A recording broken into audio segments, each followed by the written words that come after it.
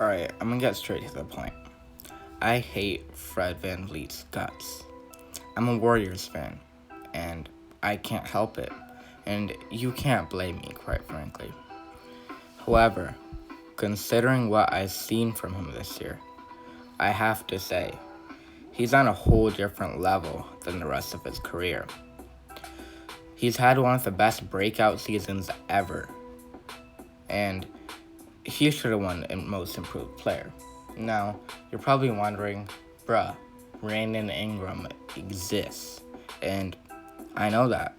So, I'm just gonna show how good Fred VanVleet really was this year.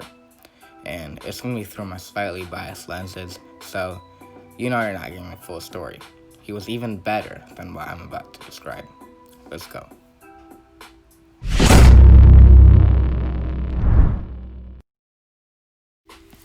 Yo, what's up? I just want to say before we get into this video, it would be great if you could hit that subscribe button and the like button. I work hard on these videos and it would really be appreciated. I also want to thank you guys for 1,000 views on my mock draft. My first video with over 1,000 views. That's pretty cool. One more thing. Tomorrow is the anticipated release of my documentary, James vs. Jordan. So make sure you get ready for it. Alright, so Fred VanVleet plays for the Toronto Raptors. We know that. He won a ring with them last year. We know that. And this year, he pretty much carried them in the postseason.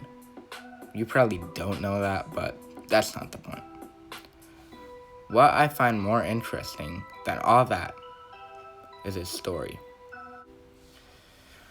He grew up in the city of Rockford, Illinois, and attended Auburn High School, then Wichita State University, redshirting his freshman year. He averaged a mediocre 10.2 points and 5 assists in college, although he did play at the D1 level. But that's not the point. This explains why he went undrafted in the 2016 NBA draft. However, obviously, his story does not end there. After an offseason of very hard work, Fred signs with the Toronto Raptors. His first season, however, was disappointing at best, when he averages 2 points per game. However, he once again proved that he does not give up. After another offseason of very hard work, he continued to get better, winning a chip in 2019. And he was actually in contention for Finals MVP with Kawhi Leonard in 2019. And this has to go to his hard work. He hit so many clutch shots and performed so well. This year, he took his game to a whole other level, and these are his stats compared to the rest of his career.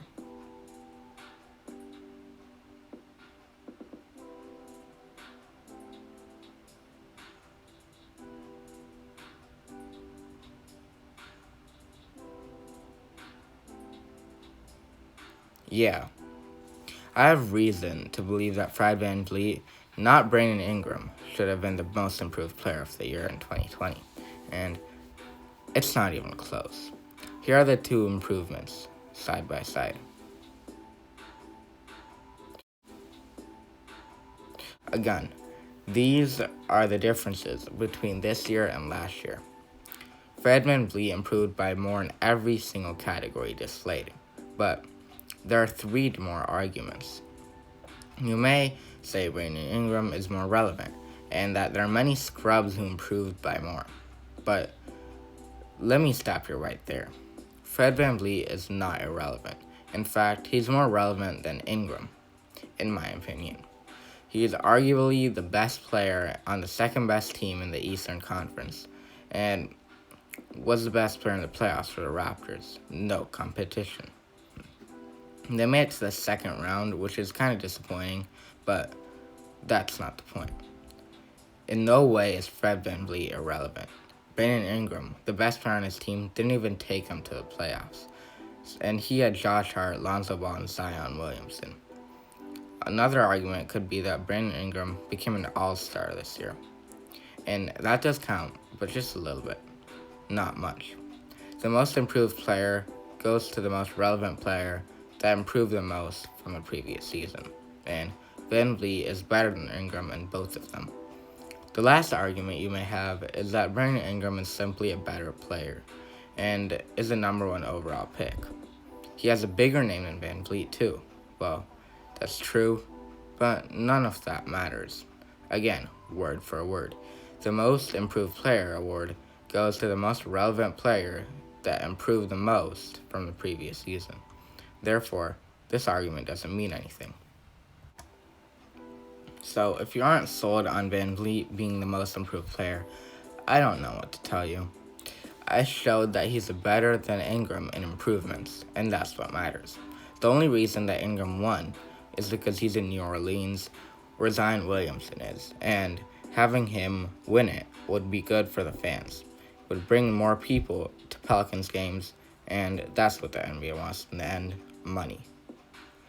Hope you enjoyed, and I will see you next time on SM16.